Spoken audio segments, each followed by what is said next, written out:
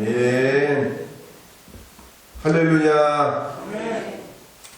오늘은 1월 12일 주연절 첫째 주일이고 세례주일이자 신학대학 주일로 지키는 주일입니다. 특히 주의 종들을 양성하는 신학대학들은 우리 한국 교회의 미래고 또 우리 우촌교회와도 깊은 상관이 있습니다. 모판이 좋아야 농사가 잘 되듯이 한국교회 감리교회가 미래가 있으려면 감신대, 모건대, 협성대 이 세계 신학대학에 건강한 그런 신학적 기쁨과 학풍이 있어야 되고 또 학교로부터 배출되는 신학생들이 사명으로 하나님 주신 자신의 사역을 이루어갈 수 있는 그런 학교들이 되어야 할 줄로 압니다. 그러자면 우리가 하나님 앞에 기도도 해야 되고 물심양면으로 도와야지 좋은 사역자들이 양성되고 우리 한국교회의 미래가 있게 됩니다.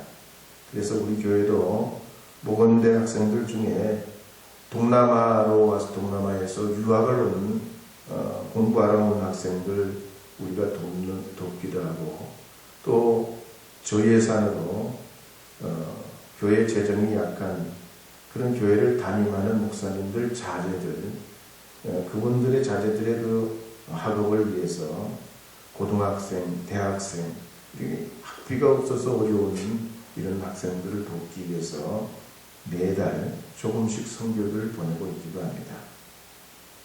어쨌든 여러분들께서 기도해 주시고 또 관심을 기울여 주셔서 이 나라에 훌륭한 그런 교회를 위해서 사역하는 인재들이 양성될 수 있도록 해주시고 또 우리 교회도 사역자들이 배출되면 물심양면으로 밀어가지고 공부도 하고 유학도 보내고 우리 학생들도 앞으로도 장기적으로 교회의 이 영적 토양을 통해서 훌륭한 그런 2세들, 3세들이 배출될 수 있도록 여러분 기도해 주시기를 부탁드립니다.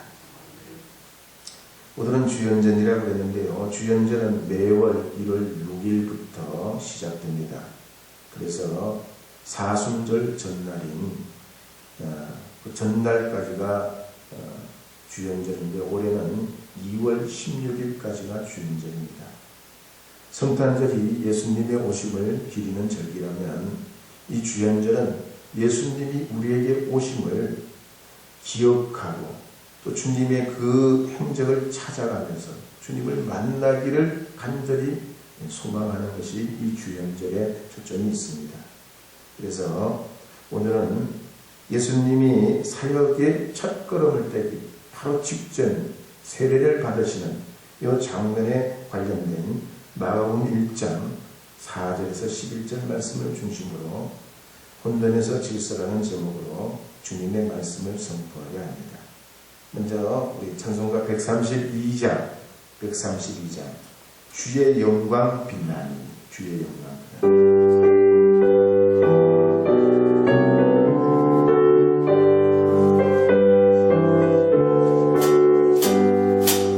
Oh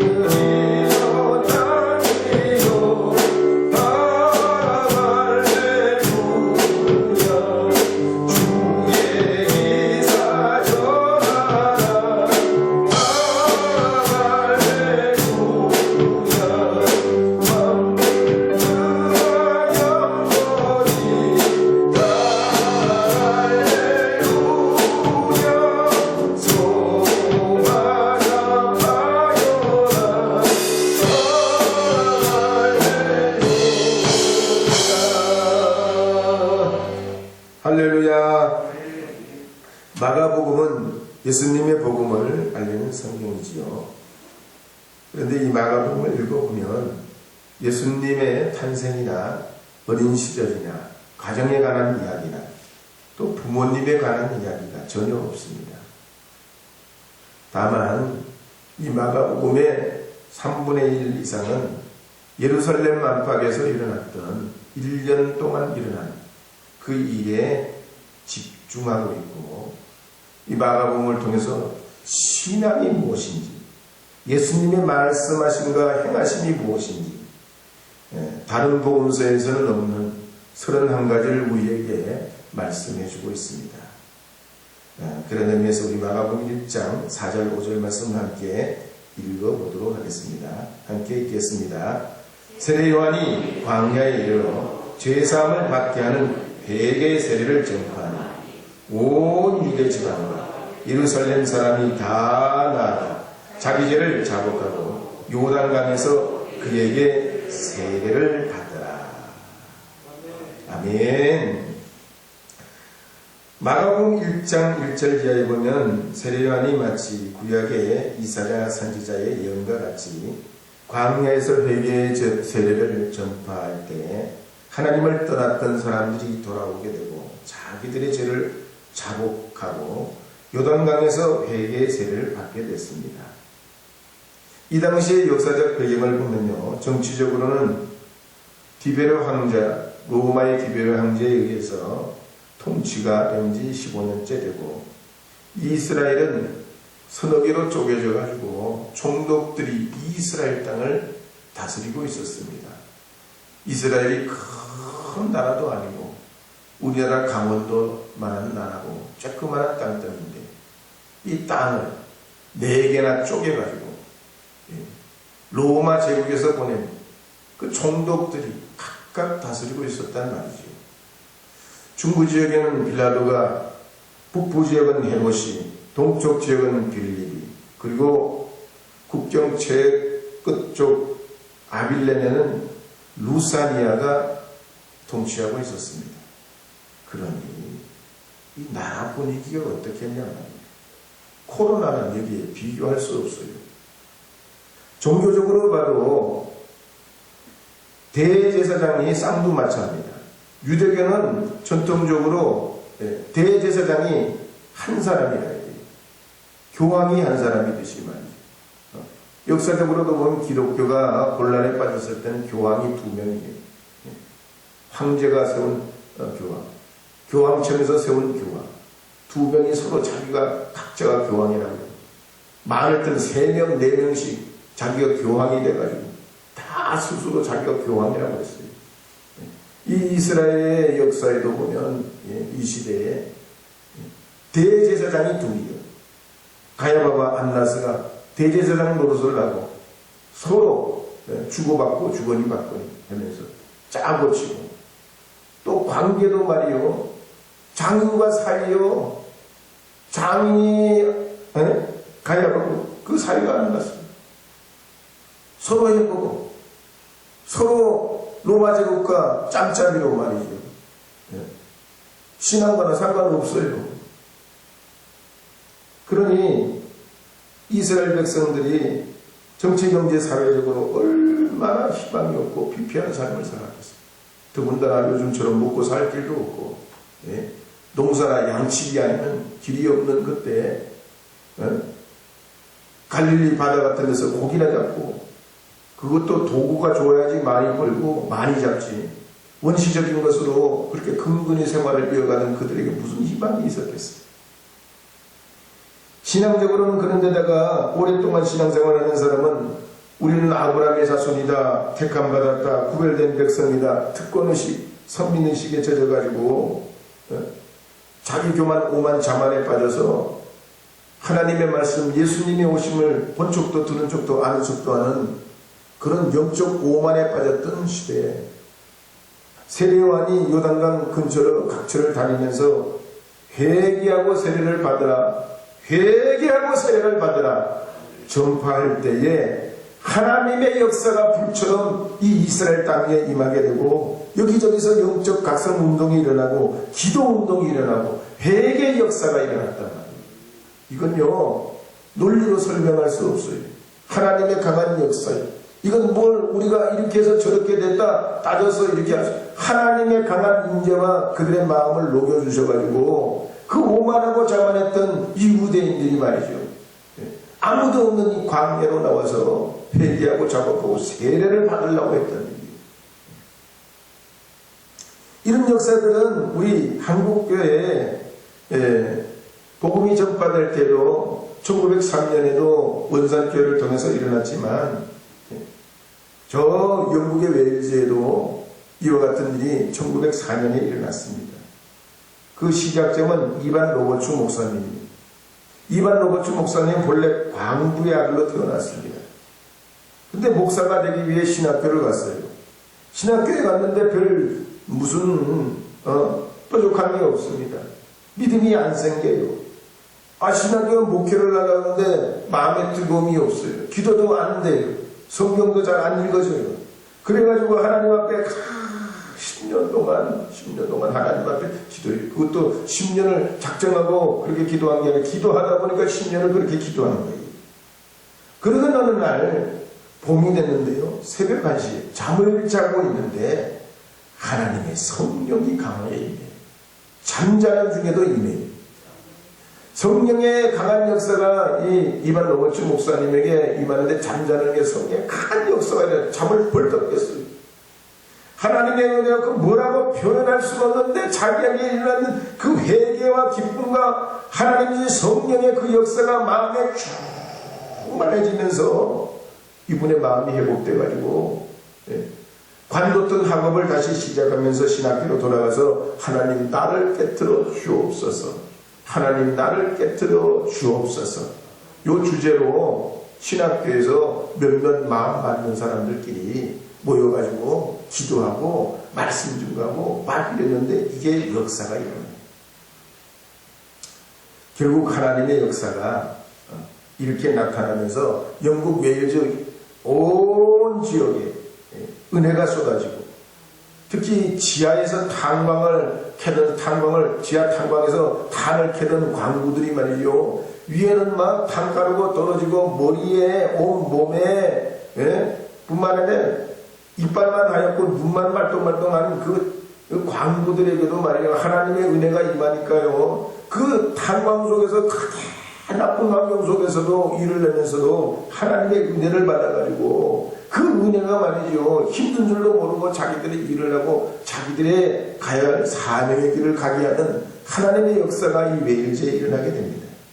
지금처럼 무슨 스피커나 앰프나 무슨 마이크나 뭐 신디나 기타나 이런 뭐 예배 무슨 이런 조건과 상황이 전혀 없었지만 그 사람들은 글자도 모르는 사람이 무지 많았어요. 그런데 말씀을 전했다고 하면 성령에 붙들리고 은혜 받는 거예요. 이게 하나님의 역사예요. 그래서 17명으로 시작해가지고 나중에는 10만 명, 20만 명, 200만 명으로 주님 앞에 돌아오는 사람이 늘어나고 이것이 유럽과 아시아와 아프리카와 전 세계의 들불처럼 번져나가게 돼요. 그런데 말이에요. 안타까운 건 어떻게 되냐. 이런 하나님의 그런 역사들이 100년 전에만 일어난 게 아니고 몇백 년 전 예수님 이후에도 계속 일어나고 오순절 마가의 다락방에도 일어났지만 우리가 아궁이에 불을 지펴보고 그러면요 잘 탈 때도 있지만 잘 타던 놈이 꺼지는 수도 있어요. 역사는 항상 그래서 항상 뜨겁게 그냥 불같이 그냥 강하게 일어나는 것만도 아니에요. 올라갈 때가 있으면 내려갈 때도 있는 거예요. 근데 올라가는 건 별거 아니에요. 올라갈 때는 잘 올라가. 근데 내려갈 때 신앙관리를 잘해야 돼요. 공부를 하는 학생이 공부 성적이 잘 올라갈 때는 상관없어요. 근데 공부가 지질이 안 될 때가 있어. 무더울 때, 추울 때, 놀기 좋을 때. 이럴 때는 지질이 공부가 안 돼. 그럴 때 관리를 잘하는 학생들이 공부를 잘한다. 신앙생활도 그래요. 신앙생활 내가 하나님 앞에 나오기만 하면 은혜 받고 믿음생활 하려면 하나님 앞에 찬송만 불러도 눈물이 줄줄 나고 기도해도 막 1시간 2시간 기도하는데 지치지도 않고 이럴 때는 뭘 해도 무슨 말씀을 들어도 은혜가 돼요. 그럴 때는 신앙관리가 사실 딱 그런 하나님의 은혜가 너무나 강하기 때문에 어려움이 없는데 기도해도 그냥 말씀을 읽어도 글자인지 글인지 하나님 앞에 큰 예배 드려도 언제 이 예배가 끝나나 그런 생각만 하고 집에 가서 빨리 빨래 빨아야 될 때 오늘 뭐 손님이 온다고 그래야 되는데 있는 생각만 들고 은혜가 안 될 때는요 별별 짓을 해도 안 돼요. 이럴 때 신앙관리를 잘 해야 한다. 그래서 세계 곳곳에 수많은 여러 시시때 때마다 하나님이 은혜를 주셨는데 특히 가장 안타까운 건 성지순례 가보면 터키지역, 소아시아 지역이 전부 이슬람화된 거예요. 예? 그 7개 유명한 교회들이 있고 바울이 크게 서서 전도한 그 지역들이 전부 이슬람화됐어요. 언제냐? 13세기요. 오스만 제국이 들어서면서 그 사람들이 무력으로 점령하면서 강제로 이슬람화 시켜버리잖아요. 근데 그 지역뿐만 아니라 소아시아 지역뿐만 아니라 발칸반도 지역, 중앙아시아 지역, 북아프리카 지역 전부 기독교의 본산이에요. 초대교회에서부터 하나님의 은혜를 알고 주님의 복음의 역사가 강하게 일어났던 지역인데 그 지역들이 전부 이슬람화됐어요. 그리고 오늘날 몇백 명 지나고서 지금 보면 그 사람들의 문화가 가장 피폐하고 역사적으로 가장 어려운 환경이죠. 오늘 우리 한국교회도 그렇습니다. 개신교 역사 이 130년 만에 코로나 팬데믹을 맞이하게 됐단 말이에요. 바이러스 팬데믹도 팬데믹이지만 중요한 건 신앙의 팬데믹이 오기 시작했다는 거예요. 영적 균열이 와요. 교회마다 말이죠. 정말 어려운 것들이 많아요. 다행히 우리 우천교회는 또 은혜 중에 은혜예요. 정말 감사해요. 날마다 여러분들께서 기도해 주시고 가정에 있으나 교회에 오시나 주의 몸된 교회를 위해서 그렇게 마음을 쏟아주셔가지고 감사해요. 우리 장로님들 그냥 새벽마다 그냥 나오셔가지고 시간마다 참여해 주시고 부르짖는 분들도 계시고 또 권사님들도 그러시고 또 댁에서도 말이죠. 영상 예배를 꼭 드린다고 목사님 영상 예배 저 드리고 있어요. 목사님이 실망하지 마세요. 저요 영상 예배 드려요. 이런 분들이요. 전화통화를 본 여러분들이 계세요.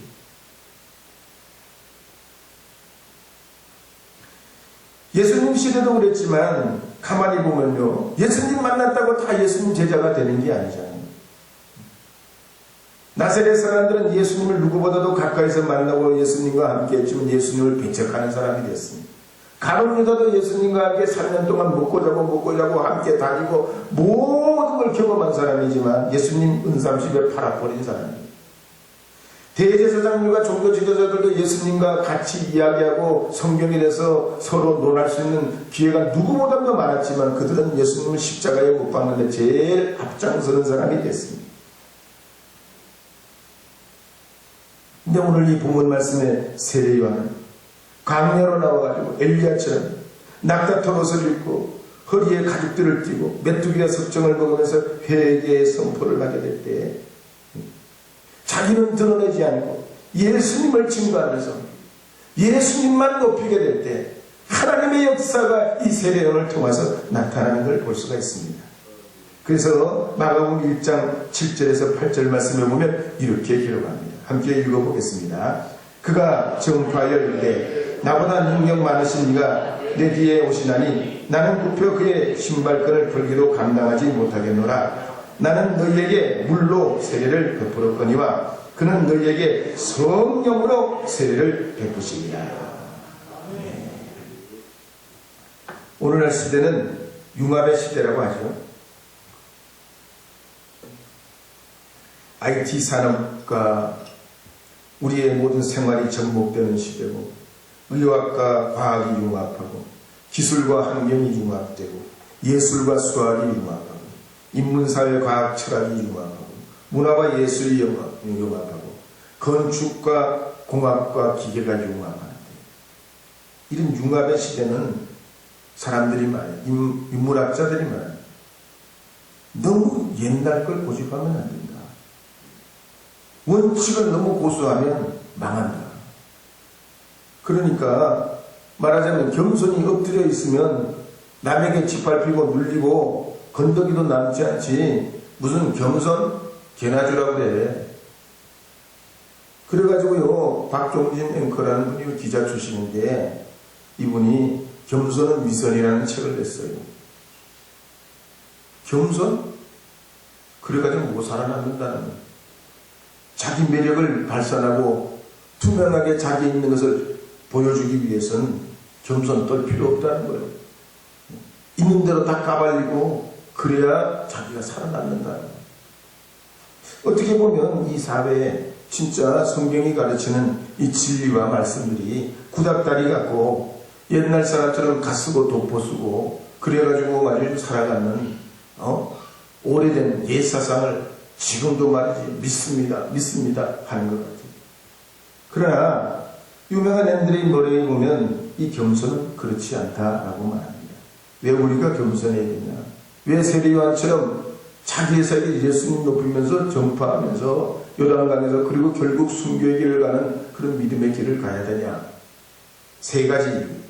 첫째는 우리가 하나님으로부터 지음받은 피조물이기 때문이에요. 죽었다 깨도 우리는 이 땅 위에 내가 원하는 대로 내 인간 수명을 누릴 수 없어요. 하나님 오라 그러면 가야 돼요. 지금이라도 가야 돼요. 우리는 피조물이란 말이죠. 뭐 구중궁궐 짓고 자기의 인생의 설계를 아무리 그냥 누가 보더라도 남부러울 것처럼 해놔도 하나님 부르시면 오늘 밤이라도 부르면 가야 된단 말이에요. 두 번째는 우리는 말이죠. 구원받아야 할 죄인이에요. 구원받아야 할 죄인. 지금도 보면 이 코로나 시대에 말이죠. 먹고 살겠다고 더 그렇게 하겠다고 말이죠. 특히 말이죠. 제약회사들 난리요. 우리는 모르지만 예? 특히 바이러스 백신 생산하고 치료제 개발하고 이런 데는 대전쟁이에요. 세계적인. 예. 그러자면 말이죠. 서로 이걸 잡아야 돼. 예. 잡아야 돼. 여론을 잡아. 권력을 잡아. 물질의 흐름을 잡고 보이지 않는 얼음 속에 물이 흐르듯이 엄청난 대변력들이 일어나고 있어요. 그래서 우리는 말이죠. 주님의 구원이 있어야 돼. 탐욕으로부터 구원받아야 되고 우리가 악함으로부터도 구원받아야 돼. 스스로 하나님 앞에 진리를 발견하지 못하는 아둔하고 어리석음으로부터도 구원받아야 돼. 뿐만 아닙니다. 우리는 주님의 자녀이기에 겸손해요. 그래서 세례요한은 광야에서 무소유로 살면서 낙타털옷을 입고 메뚜기와 석청을 먹고 살았습니다. 광야가 어떤 곳입니까? 하나님을 만났던 곳입니다. 하나님이 자신을 나타내셨던 곳이에요. 백성들을 시험했던 것도 광야입니다. 하나님이 이스라엘 백성들을 구원했던 것도 광야입니다. 그래서 이스라엘 백성들이 하늘의 만나를 먹고 반석에 샘물을 넣고 엘리야가 까마귀를 통해서 그 음식을 공개받았던 것도 광야입니다. 뿐만 아니라 이스라엘 백성들이 여러 가지 많은 변화를 겪을 때 보면 다 바다와 강과 상관이 있어요. 가령 모세와 이스라엘 백성들은 출애굽할 때 홍해라는 바다를 건넙니다. 또 이 아람 장군 나아만도 한센병에 걸렸을 때 요단강에 7번 몸을 잠글 때 어린아이 살같이 회복됐다고 했습니다. 영적인 중요한 나아만의 이야기지만 중요한 그 시대의 영적인 하나님의 역사의 그 고리입니다.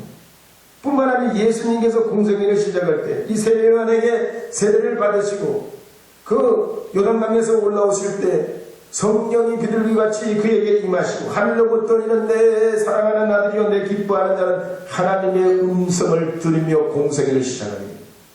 오순절 뒤에는 마가의 다락방에서 사도들이 성령을 체험하고 그리스도와 함께 죽고 그리스도와 함께 다시 사는 거듭나는 체험을 하면서 주님의 자녀로 세례를 받으며 이들이 주님의 사도의 역할을 하게 되는 것도 성경에 보면 다 이와 같은 맥락 속에서 움직이는 걸 볼 수가 있습니다. 그래서 세례요한도 광야로 나가 최소한의 음식을 먹고 무소유로 살고 회개의 복음을 전하고 너럭너럭한 거 다 던져버리고 걸리적거리는 거 다 없애버리고 자기 자신을 낮추고 신앙의 본질을 따라갔다는 겁니다.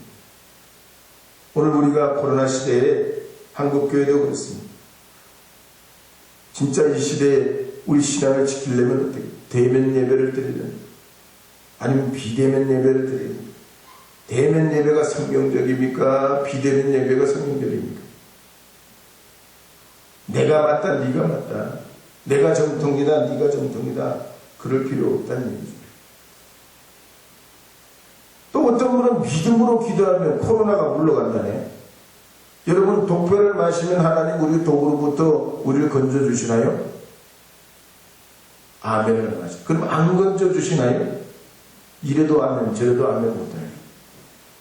그럼요 하나님 시험하는 거예요. 우리는 우리의 길을 걸어가는 거죠. 독배는 우리는 안 마시면 돼. 안 마셔야 돼. 우리의 생명을 주신 하나님이 주신 그 고귀한 생명을 우리 자신이 지켜내야 되지. 생명은 그런데도 하나님이 부르시는 건 그건 주님의 주권이에요. 그런데 말이지 교인들을 모아놓고 코로나에 안 걸릴 거라고 막 은혜 집회하고 막 그게 하나님의 역사가 나타날 거라고. 그 하나님 시험하는 것이죠. 복음서에 보면 예수님께서도 보면요 예수님의 사역 전체가 그래요. 나는 없어요. 예수님이 그렇게 위대한 일들을 많이 하시고 병자들을 고치시고 기막힌 하나님의 생명의 말씀을 증거하셨지만 결국 나는 없어요. 그러니까 십자가에 달리신 거죠. 그래서 요한복음 5장 19절에 보면 나는 스스로 할 수 없다. 요한복음 6장 38절에 보면 내 뜻을 행하기 위해서 온 것이 아니라 아버지의 뜻을 위해서 왔다는 것입니다. 또 요한복음 8장 50절에 보면 나는 내 영광을 구하지 않는다고 했어요. 주님이 오신 것은 모든 그 어려운 일들의 마지막 결을 나를 위해서 하신 것이 아니라 아버지를 위해서 오셨다고 했습니다. 나는 아니고 나는 아무것도 아니고 아버지가 전부라고 선포하고 계십니다. 이것이 나는 죽고 남은 살리는 예수님의 복음이 자기 포기 오른손이 하는 일을 왼손이 모르게 하고 억지로 오리를 가자면 신디를 가고 속옷을 달라면 겉옷을 주고 오른밤을 치면 왼밤을 돌려대는 구하는 자에게 주고 꾸고자 하는 자에게 거절치 않는 것. 이것이 복음의 진수라는 얘기죠. 뭘 예배를 드렸다 안 드렸다 모였다 안 드렸다 이것이 중요한 게 아니라는 얘기예요. 내가 몇 년을 신앙생활했고 내가 얼마나 하나님 앞에 공중 내가 교회를 건축했고 이것이 중요한 게 아니라는 얘기죠. 내가 얼마나 주님 앞에 주의 복음에 합당한 삶을 살아가냐가 더 중요한 거예요. 그래서 코로나에 목숨 걸 필요 없다는 거예요. 자기 영광을 위해서 뭘 꾸며낼 필요 없어요. 이 기회에 교회 부흥을 시키려고 온갖 장치를 할 필요가 없어요. 은밀한 중에 보시는 하나님께 기도하고 주님께 그 얼굴을 구해야 하는 줄 믿으시기 바랍니다. 그제 중국 하얼빈에서 송화강에서 채빙한 그 얼음을 트럭으로 날라가지고 전기톱으로 자르고 얼음 도시를 만드는 장면을 뉴스에다 반영한 적이 있습니다. 코로나만 아니면 진짜 가고 싶어요. 근데 여러분 보세요. 물을 얼려가지고 얼음을 채빙해가지고 얼음도 그거 막 강에서 얼르더만 얼려가지고 그것도 사전에 다 얼 걸 다 준비해가지고 긴 그런 사이즈가 되도록 만들어. 그걸 나중에 작업하기 좋도록 미리 사전에 다 그걸 작업해가지고 그것도 날르는 사람들이 있어. 예. 탄광을 캐는 광부도 있지만 얼음을 캐는 이 광부도 있어. 그래가지고 이 사람들이 다 날르더만 그 수작업으로 날르어요. 물론 트럭에 싣고 하긴만 트럭에 실으면 또 내리면 이것도 작품을 만들기 위해 가지고 또 날라주는 거예요. 그 사람들이. 예. 다 인력으로 날라. 성을 쌓으면 성 하나하나 지붕을 만드는 대로 기둥을 만드는 대로 그것도 다 날라줘야 되더만. 그래가지고 그게 작품이 되더란 말이에요. 물이 얼어가지고 집이 되고 말이에요. 동물이 되고 사람 모양이 되고 그런 작품이 되는데 그게 예술인 거죠. 물밖에 아닌데 아무것도 아닌 물 같은 건데 그 사람이 그렇게 정성을 들여가지고 그렇게 하니까 그게 작품이 되고 감동이 되더란 말이에요. 오늘 우리 코로나 시대에도 마찬가지. 우리 성도의 길이 어딘가? 우리 신자의 길이 어디에 있냐 말이야. 목회자의 길이 어디에 있냐 말이야. 오늘 이 세례 요한이 예수님을 높이고 가는 믿음의 길은 걸리적거리는 거 아니에요. 다 성경적으로 가요. 다 말씀의 길로 들어가는 거예요. 더 하나님이 말씀하신 그 시대에 주님께서 자신들을 통해서 그 말씀이 새로워지도록 주의 말씀에 더 깊이 들어가는 거예요. 이게 세례예요. 세례가 물로 우리를 씻어내는 것이에요. 내가 주님께 다 가까이 나가게 우리를 정화시키고 주님의 그 은혜로 죄인이 의인된 이 길을 걷는 것이 세례입니다. MBC의 스피치 교수인 이호준 아나운서가 이분이 아나운서들을 훈련시키잖아요. 아나운서를 훈련시키는데 아나운서가 말을 잘 하려면 세 가지가 필요하다고 했어요. 첫 번째는 호흡이 잘 돼요. 호흡. 숨 쉬는 거. 말할 때 숨을 아무 때나 쉬면 말이 끊겨요. 그래가지고 저는 직접 보지는 않았는데 강아지는 숨을 굉장히 헐떡거리고 있어요. 헐떡거리고. 그래서 얘들은 수명이 짧다는 거예요. 근데 거북이는 숨을 열심히 해요. 그래서 거북이는 몇백 년 사는 거예요. 실제로 그런 것 같아요. 사람 호흡하고 강아지 호흡하고 틀리잖아요. 강아지는 너무 멀리 헐떡거려. 그래서 말할 때 호흡이 중요해요. 두 번째는 발성이 중요하다고 했습니다. 발성은 말이죠. 발성을 잘해야 소리가 몰리고 또렷하게. 악을 쓰라는 것이 아니라 자연스럽게 말하는 것이죠. 그래 이분이 말하는 것이 좋은 발성은 어떻게 해야 되냐. 안녕하세요 할 때마다 이게 안자가 포물선을 그려야 돼요. 안녕하세요 이렇게 해야 된대요.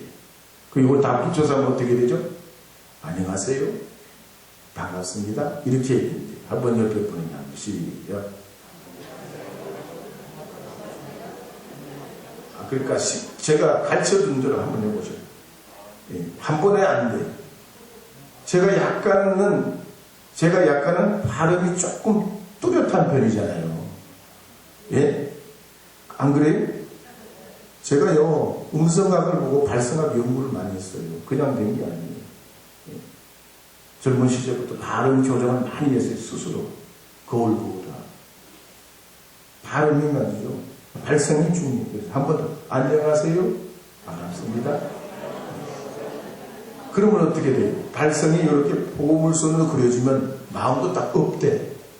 마음이 업돼. 마음이 좋아지는데 이 말이 나쁘게 나갈 수가 없어요. 우리가 말을 고치면 내 인생이 변해요.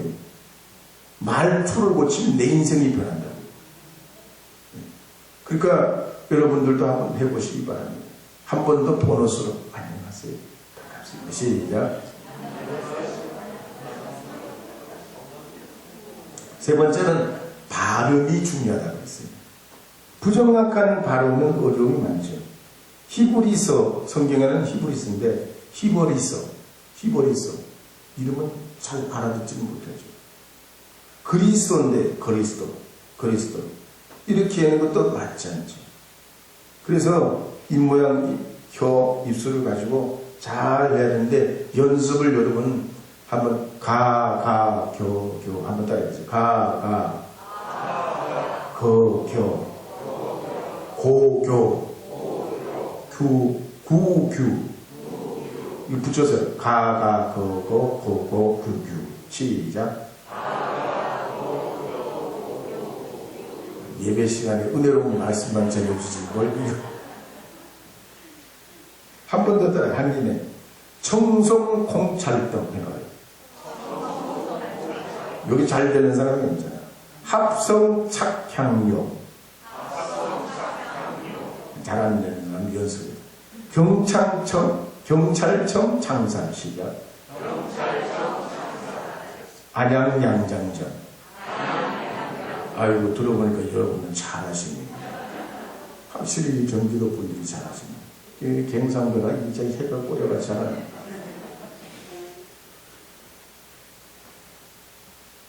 그러면 이렇게 발음 하나하나도 말이죠. 잘 이렇게 말을 잘 전달하는 것도 이 사람도 이걸로 평생 먹고 살잖아요. 교수도 있고 가르치기도 있고. 우리 신자는 이 코로나 시대에 우리의 중요한 가치가 뭐냐. 마가복음 1장 6절에 보면 이렇게 기록합니다. 함께 읽어보겠습니다. 1장 6절입니다. 요한은 낙타털옷을 입고 허리에 가죽띠를 띠고 메뚜기와 석청을 먹다. 세례 요한이 이 낙타털옷을 입고 허리에 가죽띠를 띈 것은 처음이 아니에요. 원조가 있어요. 따로. 원조가 누구냐? 엘리야예요. 열왕기하 1장 8절에 보면 아합 왕이 죽고 이 아합 왕의 아들 아하시아가 왕이 됩니다. 근데 아하시아가 난간에 올라가고 다락 난간에 올라서 떨어져 죽어요. 왕을 1년도 채 못하고 죽습니다. 난간에 떨어져서 죽는데 난간에 떨어져서 바로 죽은 게 아니라 여러 가지로 불편해. 그러니까 어떡하냐? 저 블레셋 지역에 있는 바알에게 제사장에 가서 내 병이 어떻게 하면 낫겠냐? 점장이한테 물어보듯이 물어보는 거예요. 그러니까 엘리야가 이를 알고 찾아 올라갑니다. 아니 이스라엘 땅에 하나님이 안 계시냐? 어찌하여서 하나님이 택한 백성 이 나라의 왕이 왜 어려울 때 하나님 의지하지 않고 바알에게 올라가서 그런 주적을 떠나 하나님 말씀에 너는 반드시 침상에서 내려오지 못하고 죽으리라. 1년 안에 죽었어요. 그때 이 말을 전하러 올라갔던 엘리야가 입었던 옷이 그리고 그 다음에 엘리야의 형색이 바로 세례 요한이 하고 있는 형색. 원조원에서 엘리야. 이 말씀이 무슨 말이냐? 세례 요한이 왜 이런 엘리야의 복장을 하고 엘리야의 형색을 하고 이렇게 말씀을 전했냐? 이스라엘이 지금 정치적으로 종교적인 상황이 너무나 어려울 때 어떻게 해야 이 민족이 사냐? 어떻게 이스라엘 백성이 살 길이 열리냐는 것. 하나님의 말씀으로 돌아가야 된다. 본질로 돌아가야 된다. 가난한 심령으로 주님께로 돌아가야 된다. 그래서 나를 물속에 잠그듯 주님 앞에 나를 창조하신 하나님 앞에 내 자신을 잠그고 회복되려 해야 된다. 오늘 이 아침에 나오신 여러분은 하시는 일이 뭡니까? 여러분의 직장이 있습니다. 여러분이 이루어가는 일이 있습니다. 여러분이 공부하는 학생입니다. 아니면 여러분이 노동하시는 분들, 어떤 일을 하시든 여러분 주님 안에서 이 코로나 기간에 본질을 찾아가시길 바랍니다. 더 말씀으로 돌아가기를 바랍니다. 더 믿음으로 돌아가시길 바랍니다. 더 기도하는 자리에 서시기를 주의 이름으로 축복합니다. 그래서 이 시기에 우리가 예언자죠, 제사장들, 왕적 자녀로서 하나님 앞에 회복되어서 주님 앞에 이 어려움, 오늘 여기 표에 나와 있잖아요. 표에 점프 21일, 점프 21일. 2021년도에 점프를 잘하잖아요. 우리 기독교인의 점프는 어떡하냐? 세 가지. 첫째는 우아하게 해야 돼요. 우아하게 합니다. 우아하게. 손을 합니다. 우아하게. 하나님께 영광을 우아하게. 세상 사람들은 자기가 점프하려면 수단 방법을 안 가르쳐. 우리 믿는 믿음의 사람들은 우아하게 점프해야 돼. 두 번째로 우리 믿는 사람들은 아름답게 점프해야 돼. 아름답게 하려면 사람들에게 덕을 끼쳐야 돼. 덕이 되는 일을 해야 돼. 교회가 덕이 되는 일을 고민하고 생각해야 돼. 세 번째는 은혜롭게 점프해야 돼. 은혜롭게. 우아하고 아름답고 은혜롭게 점프하는 이 2021년도 되기를 축복합니다.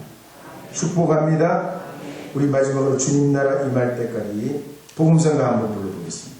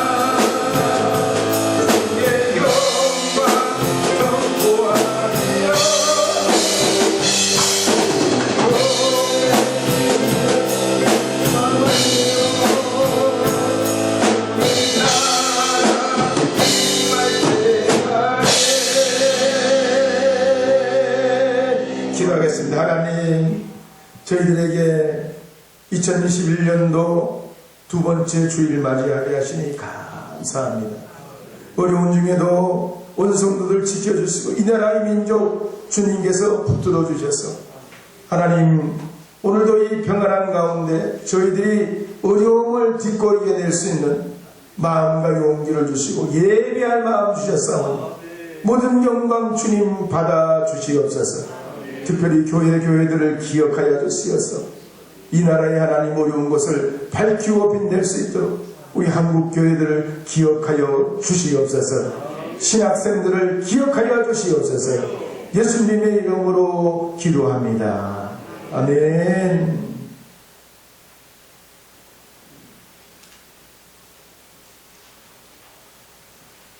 교회 소식을 전해드립니다.